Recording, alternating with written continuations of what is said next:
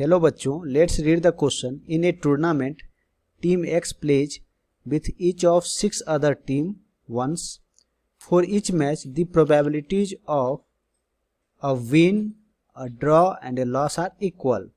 Find the probability that the team X finishes with more wins than losses. Key concept: if P is probability of win, Q is probability of loss and R is probability of draw, then probability of m times wins, n times and k times draw is given by p to the power m, q to the power n and r to the power k, where p plus q plus r equal to 1. Let's see the solution. Let number of wins of team X equal to A and number of loss of team X equal to B.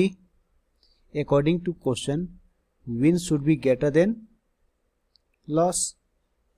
So if A equal to 1, then B should be 0. If A equal to 2, then B should be 0 or 1. If A equal to 3, then B should be 0, 1 और यहाँ 3 तो ले नहीं सकते हैं क्योंकि number of wins number of loss से ज़्यादा होना चाहिए।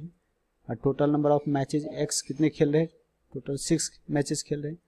If A equal to 4, then B should be 0 और 1 और 2 क्योंकि टोटल मैच 6 है, इससे ज़्यादा हम यहाँ नहीं ले सकते हैं। If A equal to 5, then B can be 0 और 1 क्योंकि टोटल नंबर ऑफ मैचेस 6 है। तो यदि 5 मैच जीतते हैं तो मैक्सिमम 1 मैच हार सकते हैं, ये लॉस करेंगे। And if A equal to 6, इसका मतलब ये सभी मैच जीत गए तो हारेंगे एक भी नहीं, तो बी इस केस में 0 हो जाएगा हमारा। और क्या गिवन है हमें कि probability of win, draw and loss जो है वो इक्वल है। तो probability of win equal to probability of loss equal to probability of draw equal to क्या हो जाएंगे? 1/3 हो जाएंगे। Therefore P probability of X wins more than loss equal to, देखिए जब टीम एक्स एक मैच जीतेगा तो हारेगा कितना? 0, क्योंकि number of win number of loss से ज़्यादा होना चाहिए। तो हारेगा 0, इसका मतलब जो 5 अनदर मैच है वो ड्रॉ होगा।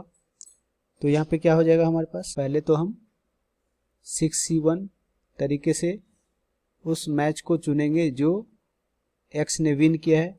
तो टोटल 6 में से किसी एक मैच को टीम एक्स जीतेगा 6C1 तरीके से।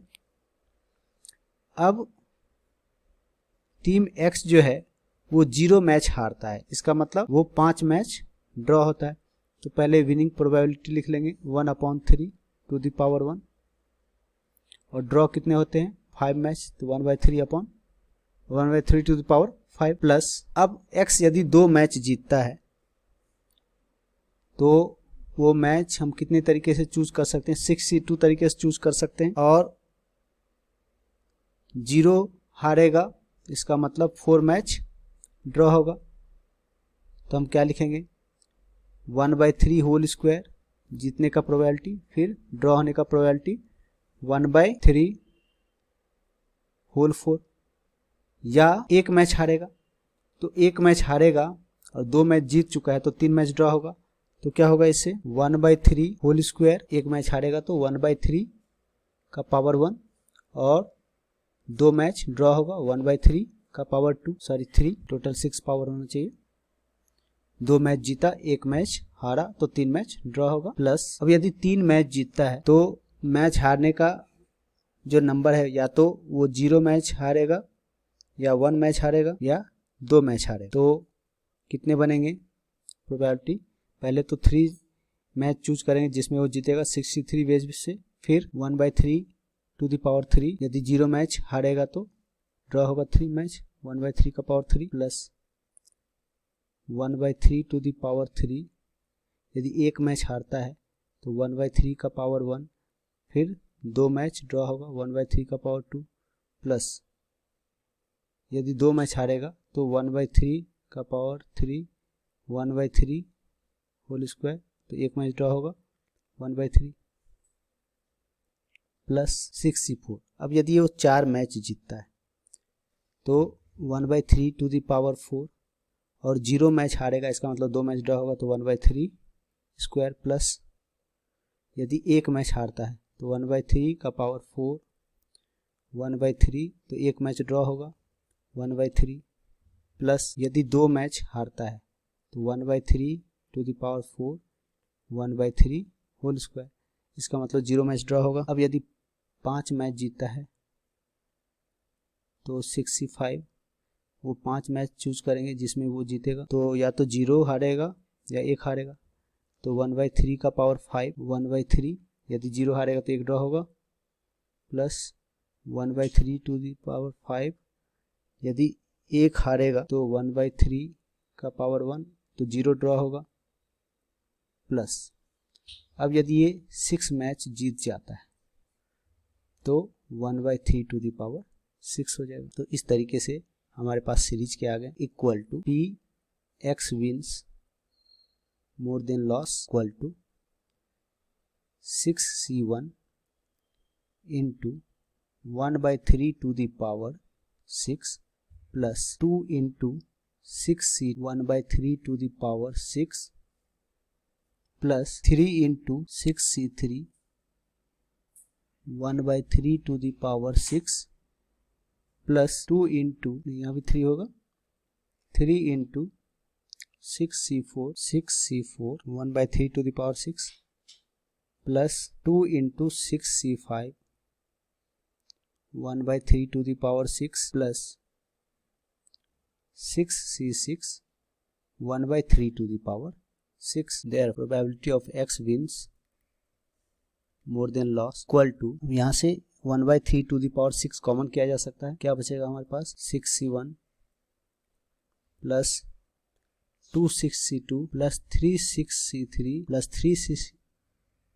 3 6c4 plus 2 6c5 plus 6c6 और इसे सॉल्व कर लेंगे। 6c1 का वैल्यू 6 होता है plus 2 into 6 factorial upon 2 factorial 4 factorial, तो 6 इंटू 5 अपॉन 2 दैट इज 15 हो जाएगा यहाँ, plus 3 into 6 factorial 3 factorial plus 3 into 15, 64 का वैल्यू 15 होगा, प्लस 2 इंटू 6, 3 का पावर 6 कितना लिख सकते हैं 27 इंटू 27, 3 क्यू इंटू 3 क्यू लिख देंगे उसको, यहाँ से कितना आ जाएगा वैल्यू हमारा 6 plus 30 36, 6 plus 30 36 plus 45 plus 12 plus 1 13